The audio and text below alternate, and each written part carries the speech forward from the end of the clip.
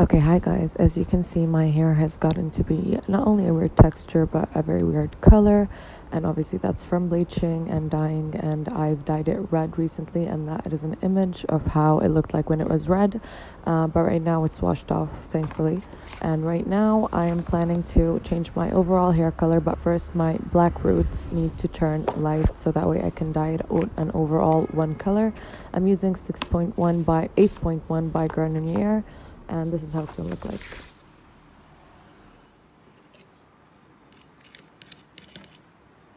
No, no. This is the dye that I put on my roots, and I'm a little anxious about how this is gonna come out because it's supposed to make your hair lighter, like right here.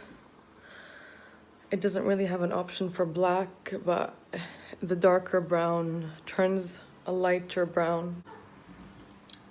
This is what I'm going to be using to dye the ends of my hair that are red to hopefully turn into a mix of these two colors. And basically same thing, I'm just going to put them into this bowl and mix them up.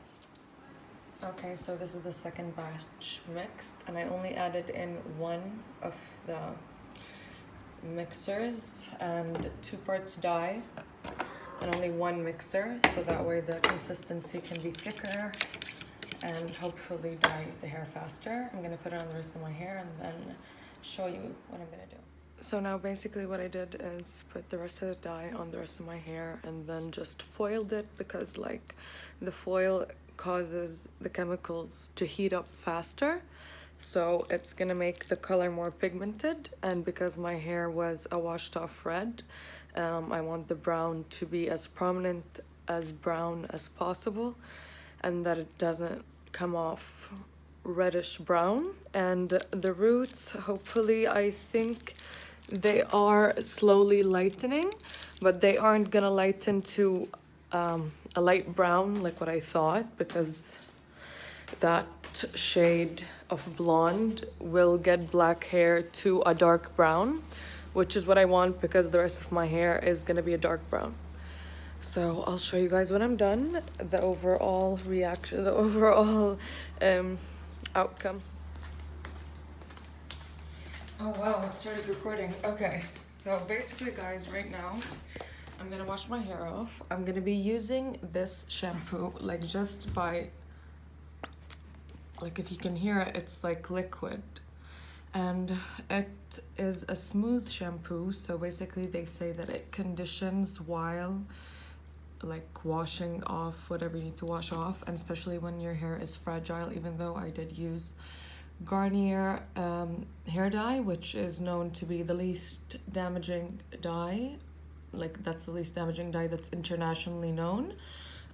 This is also something else that I hope helps not damage my hair. Obviously I'm gonna put a mask on. Okay, so this is directly right after I got out of the shower. The shampoo I showed you guys, mwah. Seriously, it is amazing. Like you feel like you're putting on conditioner, and even when you're scrubbing and you wash it off, it feels like you had conditioner on your hair, even though conditioner doesn't lather, so it does lather and wash your hair properly.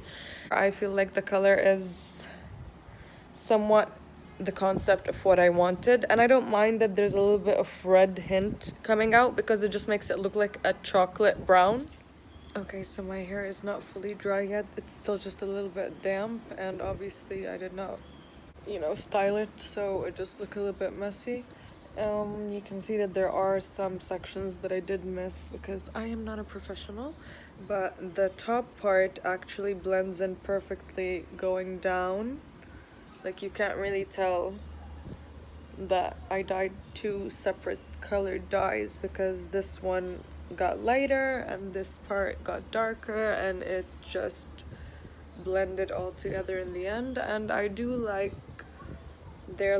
there being like contrasts in my hair, so I don't mind the different colors. I don't want it to be all just one color, but hopefully like after I style it, it's gonna look better.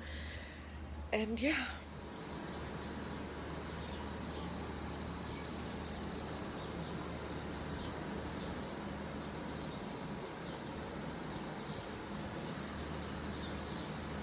Rachel.